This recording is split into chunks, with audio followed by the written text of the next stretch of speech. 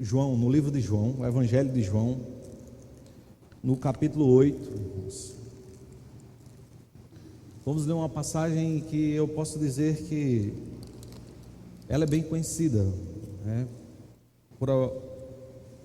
Pela cena que se passa, ela se torna uma passagem muito conhecida. João capítulo 8, a partir do verso 1, onde tem por título a mulher adúltera. E diz assim, irmãos, a palavra do Senhor: Jesus, entretanto, foi para o Monte das Oliveiras. De madrugada voltou novamente para o templo, e todo o povo ia ter com ele, e assentado os ensinava. Os escribas e fariseus trouxeram à sua presença uma mulher surpreendida em adultério, e fazendo-a ficar de pé no meio de todos, disseram a Jesus: Mestre, esta mulher foi apanhada em flagrante adultério, e na lei nos mandou Moisés que tais mulheres sejam apedrejadas. Tu, pois, que dizes? Isto diziam eles, tentando-o, para terem do que o acusar. Mas Jesus, inclinando-se, escrevia na terra com o dedo. Como insistissem na pergunta, Jesus se levantou e lhes disse: Aquele que dentre vós estiver sem pecado, seja o primeiro que lhe atire pedra. E tornando a inclinar-se, continuou a escrever no chão. Mas ouvindo eles esta resposta, e acusados pela própria consciência, foram se retirando um por um, a começar pelos mais velhos até aos últimos, ficando só Jesus e a mulher no meio onde estava. Erguendo-se Jesus, e não vendo a ninguém mais além da mulher, perguntou-lhe: Mulher, onde estão aqueles teus acusadores? Ninguém te condenou? Respondeu ela: Ninguém, Senhor. Então lhe disse Jesus: Nem eu tampouco te condeno. Vai e não peques mais. Amém? Vamos orar, irmãos. Amado Deus, rendemos graças ao Senhor mais uma vez por tua bondade e misericórdia. Peço ao Senhor, meu Deus, nessa manhã, que mais uma vez o Senhor fale conosco através da minha vida, através da tua palavra que será exposta nessa manhã. Toma os nossos corações e que o teu Espírito Santo, meu Deus, nos faça entender e compreender esse tesouro que muitas vezes está além da nossa compreensão, está além do nosso entendimento, e muitas vezes podemos entender que é alto demais tudo aquilo que tu escreve, meu Deus, para a nossa mente tão finita, mas que o teu Espírito Santo, meu Deus, traga essa palavra como um Pai maravilhoso que faz os seus filhos entender e compreender qual a tua vontade. Assim nós desejamos e te pedimos em nome de Jesus, Senhor. Amém. Bem, irmãos, essa passagem ela se torna bem conhecida e dificilmente nós vamos conseguir ler essa passagem sem conseguir montar essa cena, né? Enquanto ela acontece, a nossa mente ela vai fazendo com que nós venhamos ver, né, essa mulher sendo trazida por aqueles homens, o momento que ela chega ali aos pés de Jesus, e todo esse contexto que a gente fica procurando, né, compreender essa... Oi? O som. Amém. Compreender essa situação. E na verdade, irmãos, em toda essa cena de um julgamento que nós vamos meditar um pouco nesta manhã, nós precisamos ver aonde estamos inseridos, pois a palavra de Deus ela está, de certo modo, escrito exatamente para que nós não apenas venhamos olhar para o que tem acontecido, apenas ler como uma cena, apenas para ver como Jesus atuou, mas para vermos, né, como o nosso coração está inserido nessa cena, em tudo aquilo que acontece. E nós vemos que, um momento, está um cheirinho um pouco cheirando de queimado, como se tivesse o fio, o LED, amém, amém. Então, irmãos, nesse momento, nós percebemos, devemos olhar aonde o nosso coração está inserido. Se nós estivéssemos nessa cena, de que lado nós estávamos? Será que o nosso pensamento nos leva que nós estaríamos aqui como no lugar dessa mulher? Talvez você diga: irmão, eu nunca cometi esse pecado. A questão, irmãos, às vezes não é o pecado do adultério, mas é se nós nos vimos exatamente como essa mulher, pelo fato de entendermos que o pecado que essa mulher cometeu e a cena que se passa aqui não faz com que a gente compreenda ela como uma vítima. E na verdade nós nunca fomos vítimas. Aqui não existe nenhuma vítima, nem aqueles que trouxeram, nem a própria mulher. Essa mulher, mediante a lei, ela merecia sim ser condenada. Ela tinha pecado, ela tinha errado. E esse contexto, ele deve fazer com que a gente leve os nossos pensamentos e entender que a lei, quando ele revela o nosso pecado, é exatamente para nos mostrar que estamos condenados diante de Deus.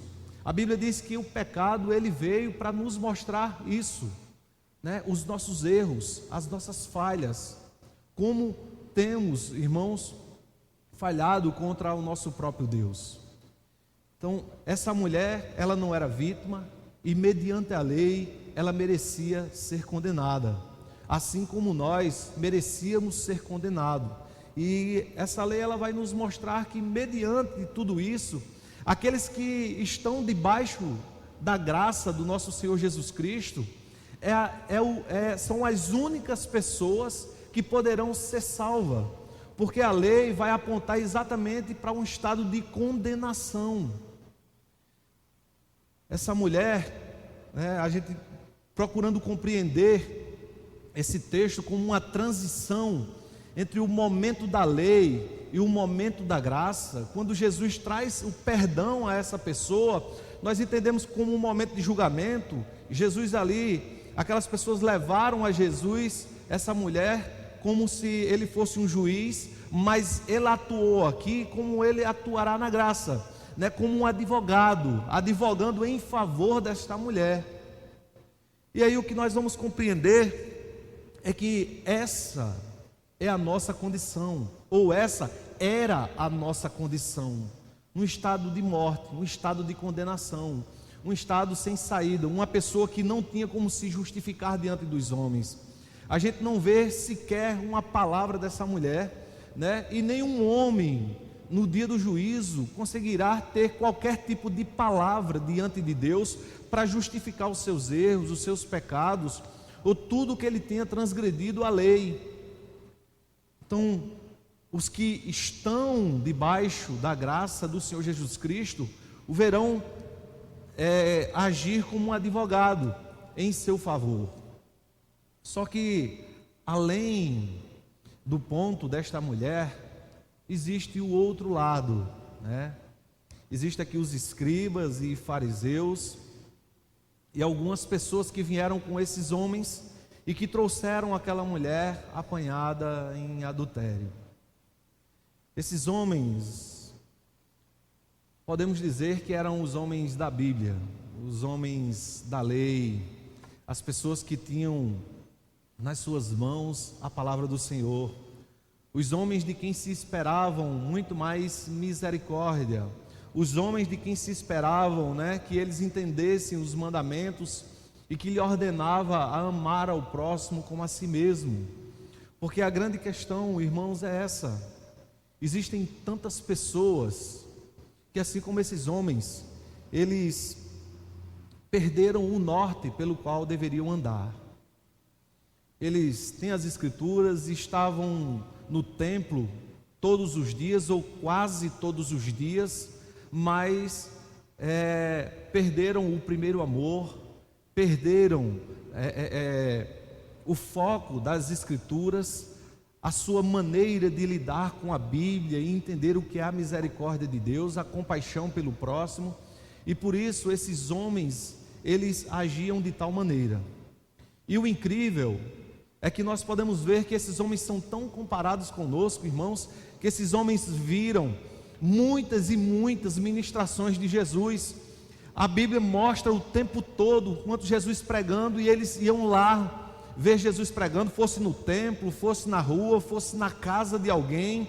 Esses homens viam a ministração de Jesus, mas nunca mudaram o seu modo de ser, não conseguiram se moldar aquilo que estava sendo pregado, aquilo que estava sendo ministrado.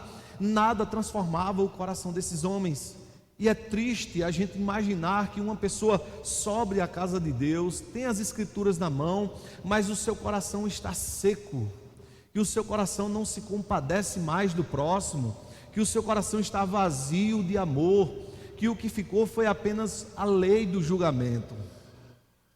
E a gente nota aqui uma diferença entre aqueles que verdadeiramente escutam a exposição quando Jesus prega, e aqueles que escutam e nada muda na sua vida.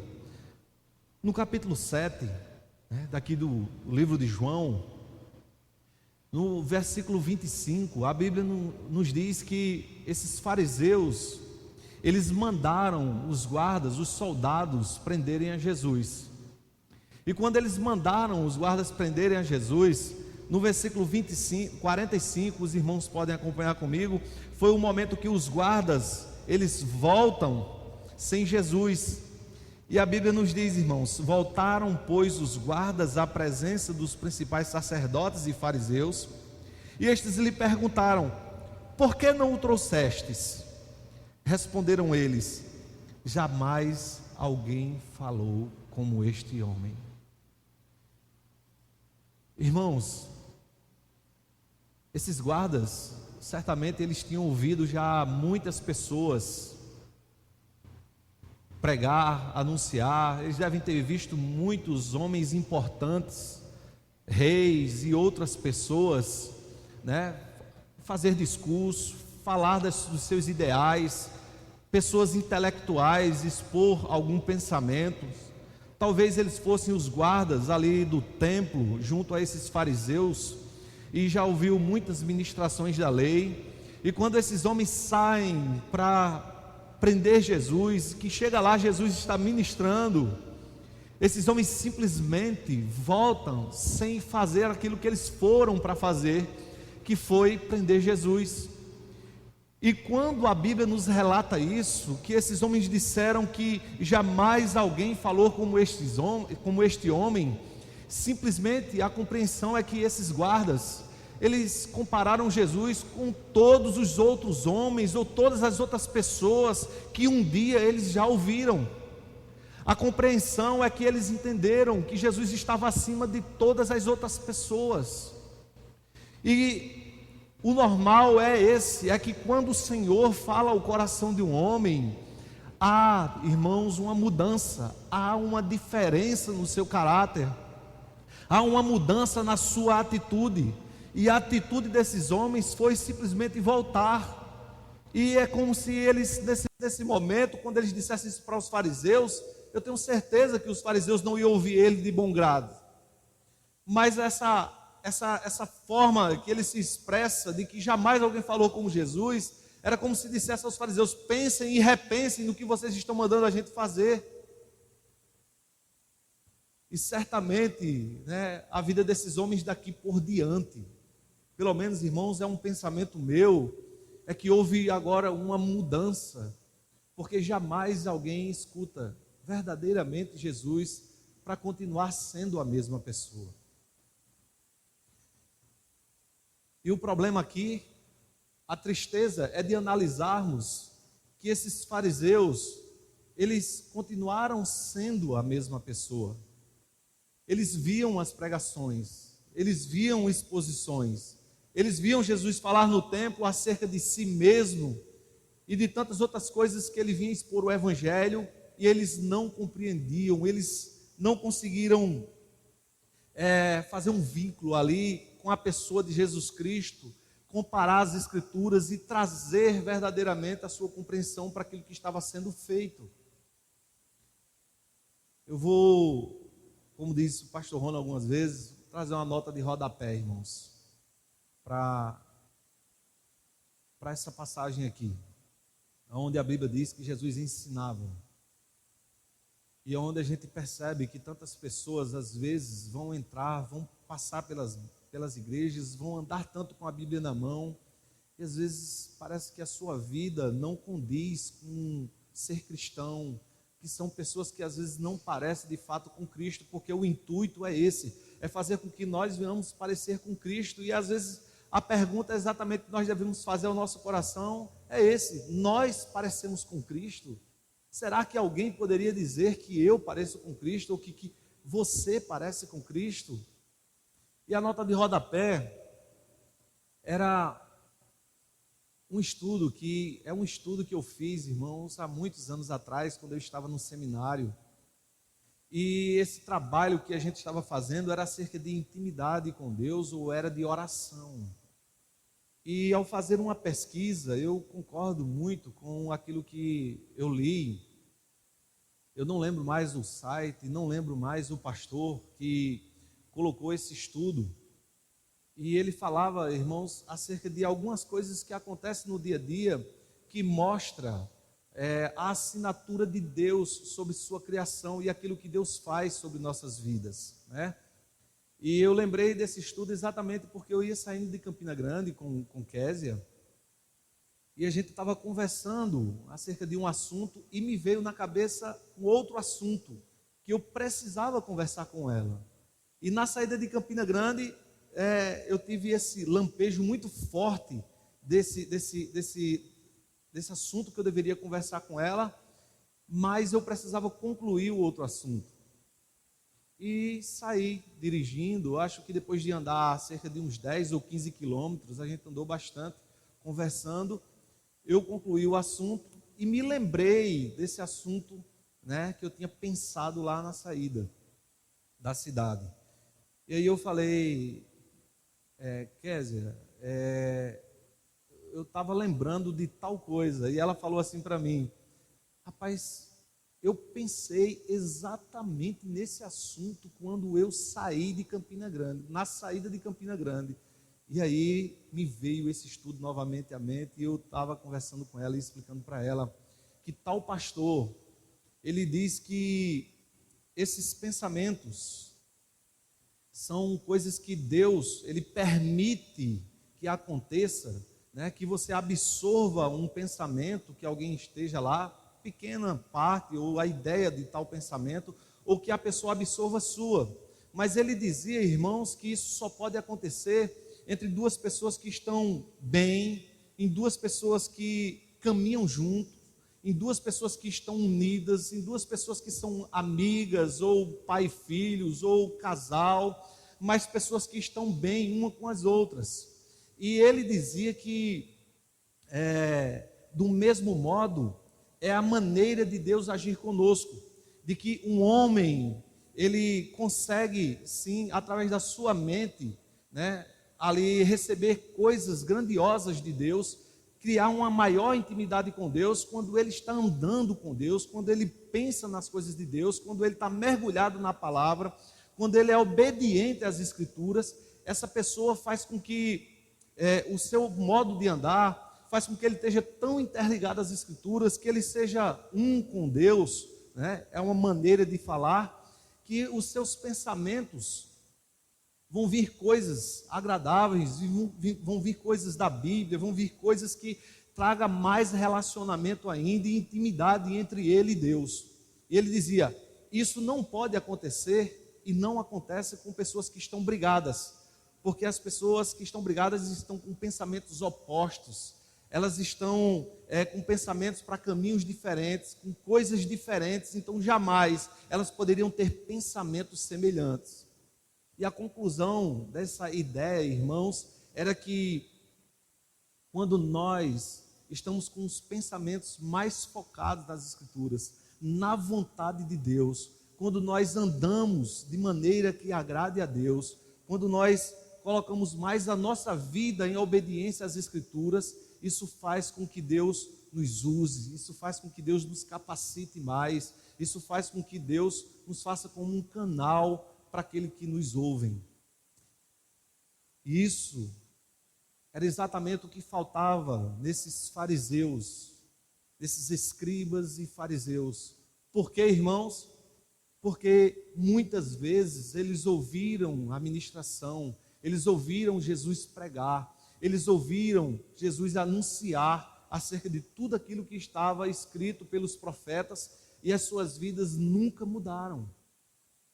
E há uma grande possibilidade de muitas pessoas passar muitos anos dentro das igrejas e o seu coração continuar sendo a mesma coisa. De até mesmo, irmãos, sair tocado pelo evangelho algumas vezes, que era o caso desses fariseus, como nessa passagem, quando Jesus fala em defesa dessa mulher, esses homens foram feridos pela sua própria consciência.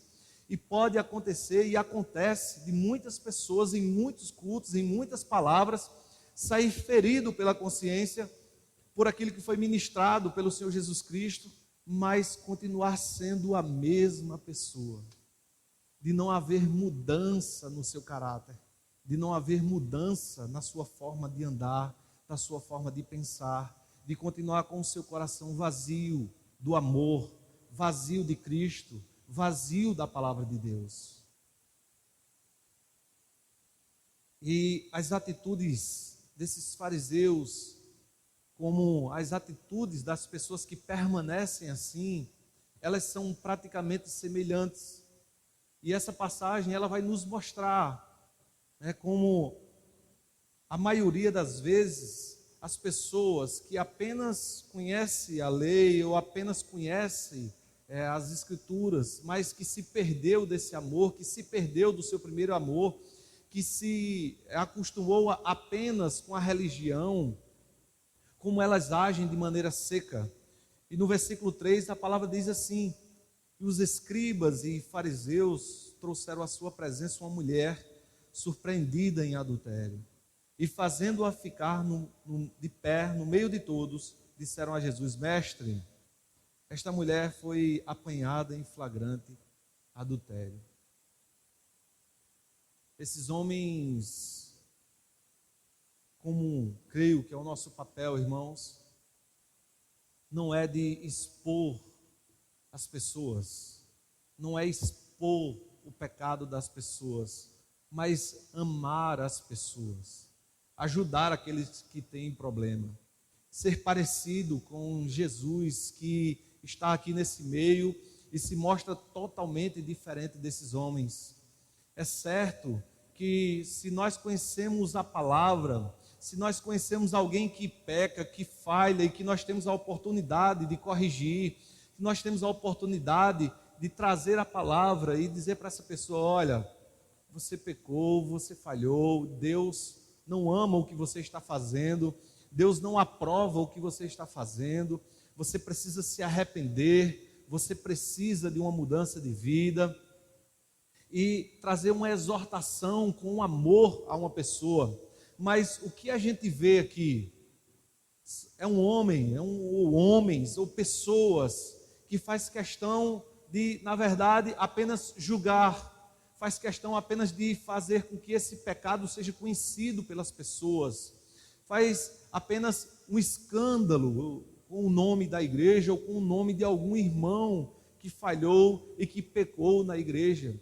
Certamente essas pessoas não são daquelas que, quando vê alguém pecar, elas não colocam o seu joelho diante de Deus pedindo graça e misericórdia por aquela pessoa.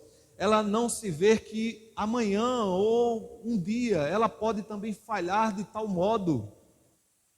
Então, irmãos, isso é muito concernente a alguém que perdeu o amor pelo Evangelho, que perdeu o amor pelo pecador, que perdeu o amor pela obra e não compreende mais qual é o seu papel, o que nós devemos fazer e como devemos agir em tantas situações que acontecem todos os dias ao nosso redor. A Bíblia nos diz, versículo 4, que esses homens disseram: Mestre, esta mulher foi apanhada em flagrante adultério, e na lei nos mandou Moisés que tais mulheres sejam apedrejadas. Tu, pois, que dizes? A lei realmente dizia isso, irmãos, que essa mulher ela devia sim ser apedrejada. Como nós já dissemos, ela não era vítima, ela era culpada do seu pecado. Ela, de fato e verdadeiramente, a lei dizia que deveria acontecer isso. Mas, veja bem, quando nós colocamos os nossos joelhos diante do Senhor Jesus Cristo, que nós fazemos uma oração, Deus apenas não vê, nós naquele momento que estamos ajoelhados.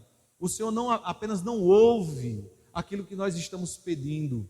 O Senhor certamente, Jesus Cristo, Ele fez toda uma leitura do que houve com aquela mulher, da situação dela, do seu coração, como Ele fez a leitura da vida dos fariseus, da sua intenção, daquelas pessoas que estavam chegando ali, tentando apedrejar, e na lei, Cristo sabia sim, que essa mulher deveria ser apedrejada, mas a questão é, para cumprir a lei, para ser certo com a lei, esses homens deveriam também trazer o homem que foi pego em adultério com essa mulher.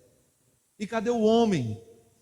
Ninguém sabe, irmãos, se esse adultério foi forjado, tá? Para levar uma situação para tentarem a Jesus, ou se esse adultério realmente aconteceu e esse homem foi protegido por ser família de alguém, daqueles que estavam ali, por ser alguém rico na sociedade, alguém que tinha algum papel grande na sociedade, e eles queriam proteger e não trouxeram aquele homem. A verdade é, cadê o homem? Cadê a pessoa que também estava junto com essa mulher que foi flagrada em adultério? E o que acontece, irmãos, é que quando Jesus falou, doeu na consciência desses homens. E esse é o problema. É que muitas pessoas, quando estão sempre apontando o pecado alheio, irmãos, deveriam olhar para a sua própria vida. Quantos irmãos que muitas vezes, enquanto detona a vida de outras pessoas, enquanto expõe o pecado de outras pessoas, esconde tanto seus pecados, esconde tanta roupa suja, esconde tantas coisas que jamais elas gostariam que fossem expostas da sua vida.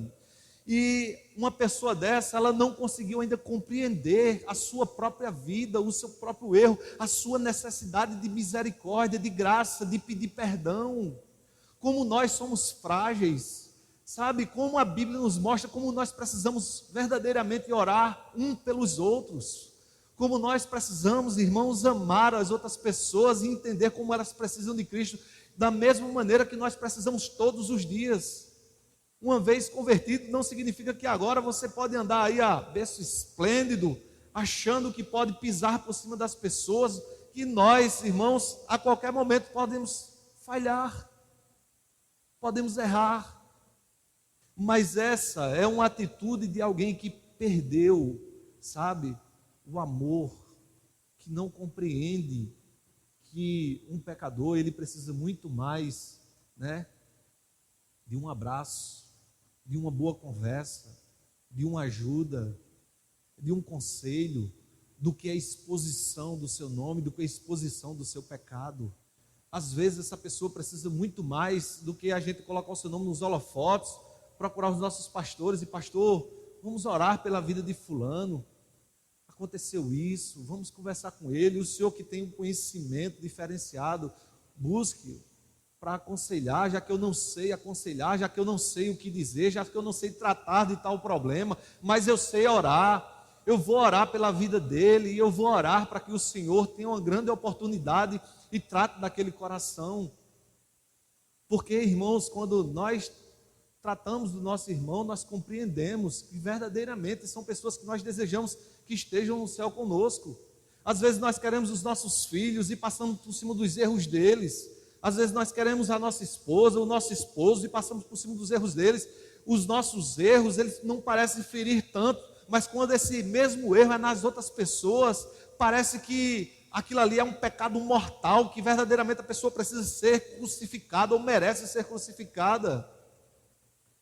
E como isso, irmãos, é terrível, como isso é triste, porque nós não pensamos em nós, no nosso coração, na nossa vida e nas nossas falhas.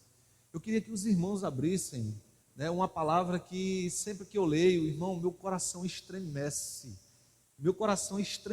verdadeiramente, eu fico muito pensativo, porque me dói ao coração, porque eu tenho medo, das coisas que nós cometemos. Então, abra a sua Bíblia em Romanos, no capítulo 2, eu quero ler só os 3 primeiros versículos. Se os irmãos tiverem uma oportunidade, outro momento, de ler essa passagem, esse capítulo todinho, você pode ler. Mas olha o que diz Romanos capítulo 2. Portanto, és indesculpável, ó homem, quando julgas quem quer que sejas, porque no que julgas a outro, a ti mesmo te condenas, pois praticas as próprias coisas que condenas. Bem sabemos que o juízo de Deus é segundo a verdade contra os que praticam tais coisas. Tu, ó homens, que condenas os que praticam tais coisas e fazem as mesmas, pensas tu que te livrarás do juízo de Deus? Irmãos, isso não é de estremecer, isso não é de fazer a gente chorar, isso é de fazer, irmãos, a gente tremer nas bases. E toda vez que eu leio isso em Romanos, sabe, eu fico pensativo e pedindo perdão a Deus se eu tenho causado algum mal a algum irmão. E não é difícil, irmãos, às vezes a gente comentar algumas coisas, sabe? Então, esse evangelho, ele mostra uma passagem que às vezes nós nos colocamos apenas como telespectadores, olhando uma cena ali, e não nos colocamos a nossa vida nem de um lado e nem do outro. Mas como essa cena, irmãos, ela às vezes mostra tantas coisas do nosso coração e da nossa vida, e que triste se nós nos encontramos desse modo, e como precisamos nos colocar diante de Deus e entender que isso é por falta de verdadeiramente ouvir Jesus. Como eu disse, esses homens viram várias ministrações, esses homens voltaram para casa várias vezes com a boca calada, sem ter do que falar depois daquilo que Jesus pregava, e eles simplesmente continuavam sendo a mesma pessoa. E eles ainda dizem, irmãos, versículo 5, na lei nos mandou Moisés que tais mulheres sejam apedrejadas, tu, pois, que dizes? Essa pergunta que eles fizeram a Jesus, eu me lembrei de uma cena que eu nunca esqueci, quando eu conversava com um amigo dos que me evangelizaram, o nome dele é Josnaldo, até o filho dele está congregando aqui conosco, Samuel, e a gente refletindo ali acerca da palavra e lamentando como a gente às vezes falhava ainda tanto, irmãos.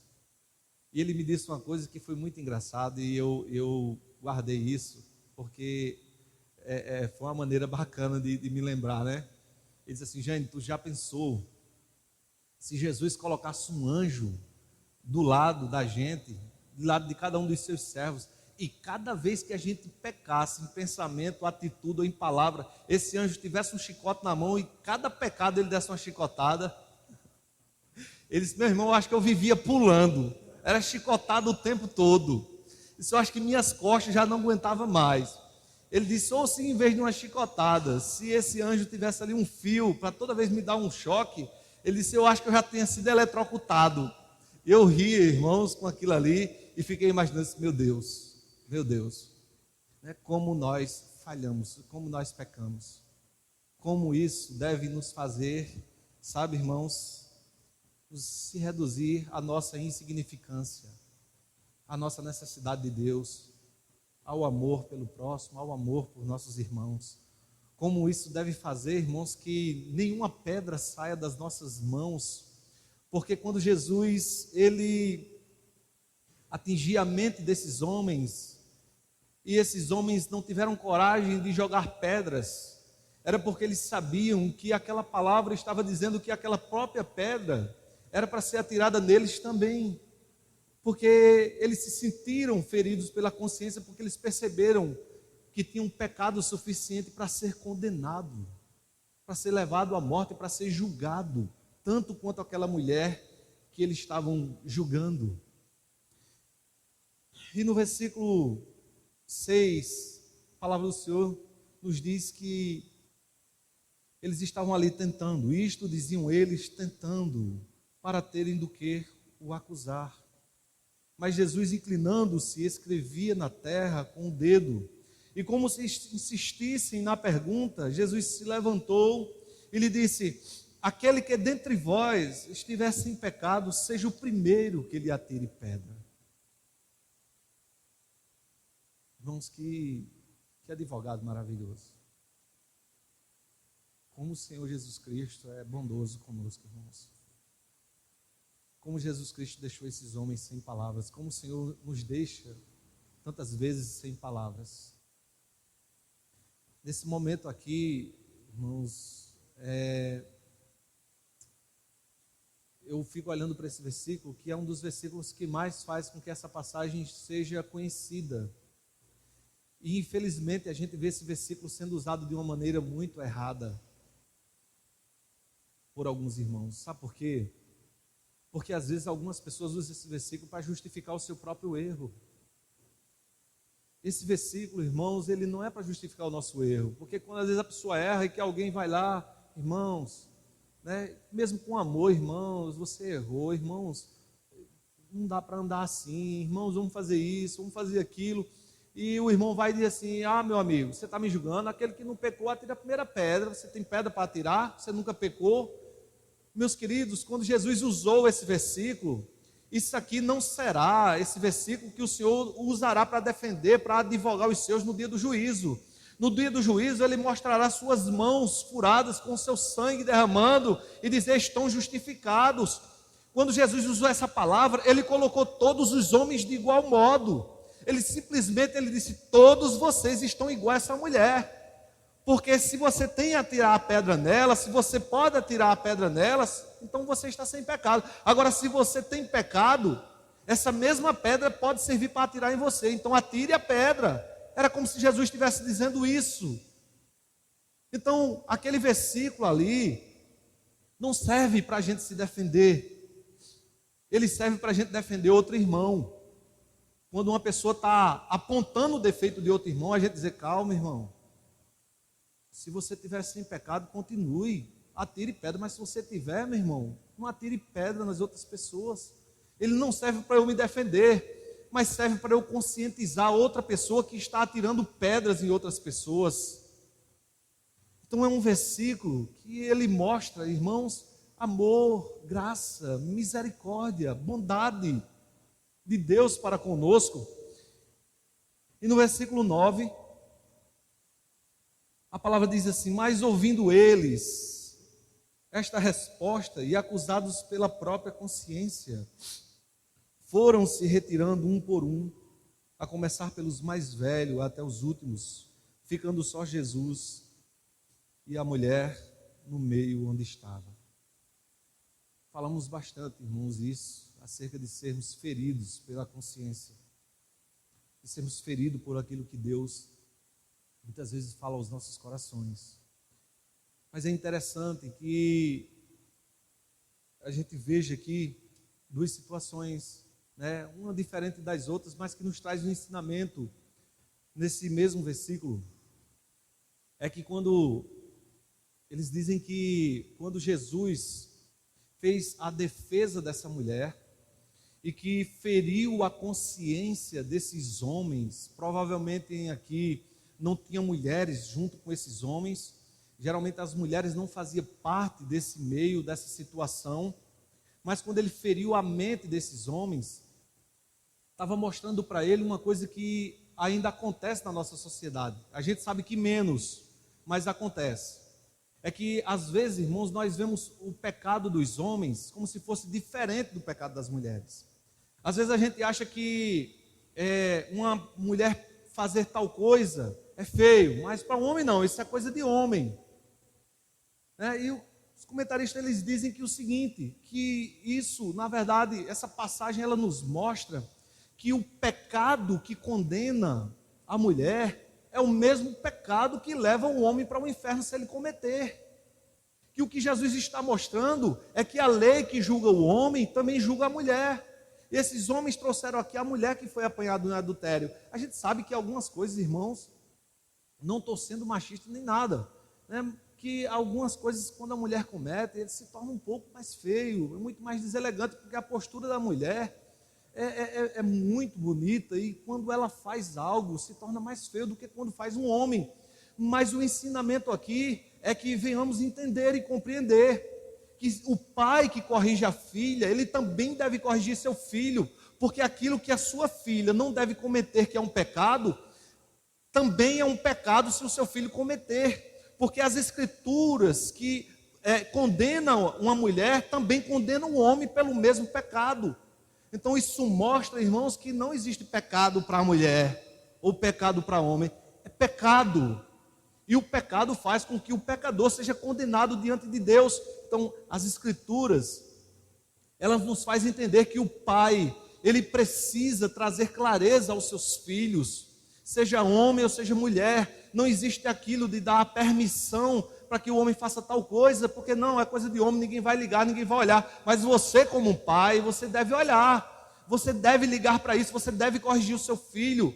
Não há diferença se há um filho, se o desejo é de uma filha ser santa, e de que um filho também seja de igual modo santo, servindo ao Senhor, livre do pecado, longe do mal. É um entendimento, irmãos, que nós precisamos olhar para essas escrituras e entender acerca disso. E quando ele fala que, quando Jesus feriu a mente desses homens e que eles começaram a se retirar, um por um, a começar pelos mais velhos. O natural era que os mais velhos fossem tidos como sábios e mais respeitados. E a atitude de uma pessoa mais velha, ela deveria ser copiada pelos mais jovens. E uma vez que os mais velhos aqui começaram a sair, começaram a se retirar, o entendimento era que os mais novos, mesmo que eles não compreendessem, porque os mais velhos estavam se retirando, eles deveriam seguir aquele exemplo. Mas entendendo aqui, irmãos, que a Bíblia nos diz que a mente de cada um, né, na verdade, foi ferida. Eles se sentiram acusados. Mas essa lição, ela nos faz entender, irmãos, que quando nós falhamos, aqueles que são mais jovens, eles precisam ver a atitude da gente. Porque um pai pode sim dar umas palmadas no seu filho, não precisa de pedir desculpa por isso não, porque muita correção ela precisa ser feita. Mas que quando um pai erra, quando faz algo que é injusto, o que a Bíblia está nos mostrando é um exemplo que um pai precisa tomar, né? E chegar ali e ser exemplo para o filho. Um pai às vezes precisa dizer: meu filho, essa atitude que eu tomei não é uma atitude correta. Isso não é um exemplo que você siga. Se foi com o próprio filho: meu filho, me perdoe, certo? Eu falhei na maneira de lhe corrigir, eu falhei no que eu falei, né? Eu não vi o que tinha acontecido e tomei logo uma atitude grosseiramente, sem compreender o que estava acontecendo. Me perdoe. Essa palavra, ela nos mostra como nós temos que ser exemplo para os nossos filhos, dentro da nossa casa, daqueles que olham para as nossas vidas. E seguindo, irmãos, versículo 10 e 11, para a gente encerrar, a palavra do Senhor diz o seguinte: que erguendo-se Jesus e não vendo a ninguém mais, além da mulher, perguntou-lhe: mulher, onde estão aqueles teus acusadores? Ninguém te condenou? Irmãos, veja que tristeza. O que a Bíblia, o que Jesus relata aqui desses homens são os teus acusadores. Nós temos que entender a quem Jesus está comparando tais pessoas. Porque nós entendemos que o acusador é o diabo, sabe? E que a gente está aqui vendo um momento de julgamento, né? Onde essa mulher deveria ser levada ao apedrejamento, à morte, ao cumprimento da lei, e que Jesus advogou aqui para ela.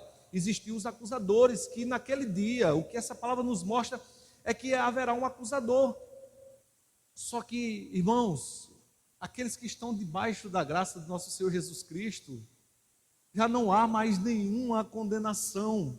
Como diz, irmãos, em Romanos, capítulo 8, a palavra do Senhor diz assim, os irmãos não precisam abrir. Agora, pois, já nenhuma condenação há para os que estão em Cristo Jesus, porque a lei do Espírito da vida em Cristo Jesus te livrou da lei do pecado e da morte. Então, quando Jesus faz essa pergunta, a resposta daquela mulher é: ninguém, Senhor. Porque diante do Senhor Jesus Cristo, meus irmãos, diante daqueles que obedecem, diante daqueles que estão ali para servi-lo, que estão debaixo da graça, nenhuma condenação há para os que estão em Cristo Jesus. Que maravilhoso entender isso. No versículo 11, diz assim: ninguém, Senhor. Então lhe disse Jesus: nem eu tampouco te condeno, vai e não peques mais. Quando Jesus disse que nem eu tampouco te condeno, é bom compreendermos que Jesus não estava aprovando o que essa mulher fez. Está certo, irmãos? O que nós precisamos entender é que essa mulher foi perdoada dos seus pecados. E a maneira que essa mulher chegou ali foi pura graça, sabe? Quando o Espírito Santo começa a tomar o nosso coração, que nós conseguimos ver o pecado nos matando, que nós conseguimos ver o pecado denunciando todos os nossos erros, que a gente começa a se arrepender e que de repente nós sentimos ali o próprio amor de Deus nos trazendo perdão. Então eu fico imaginando que todo o sentimento, o quanto se passava nessa mulher, o mesmo sentimento de um pecador quando chega para se arrepender, que está se arrependendo. Uma mulher que compreendia que ali não tinha mais nada para fazer, só a morte lhe restava, que aquela condenação era certa, que o momento da morte tinha chegado, e que ali só restava lamentar e chorar pelo que tinha feito em arrependimento. Mas aquele que perdoa pecados, irmãos, aquele que traz salvação, o Salvador das nossas vidas, a nossa esperança, né, o príncipe da paz, Jesus Cristo, ele estava exatamente naquele momento, assim como ele chegou nas nossas vidas e mudou a nossa situação, mudou a nossa condição, mudou o nosso destino, mudou a nossa sentença, mudou a nossa maneira de ser. Jesus Cristo, irmãos, trouxe a essa mulher o perdão de pecados, e aí diz para ela: vai e não peques mais, que é a condição que o Senhor pede exatamente para a gente, para passar a viver uma vida de santidade, distante do pecado, não cometendo mais aquilo que nós cometíamos antes. E é assim, irmãos, que encerra essa palavra, dando graças a Deus por aquilo que Cristo Jesus fez em nossas vidas. Louvado seja o nome do Senhor. Louvado seja Deus por sua graça bendita e misericórdia. Amém?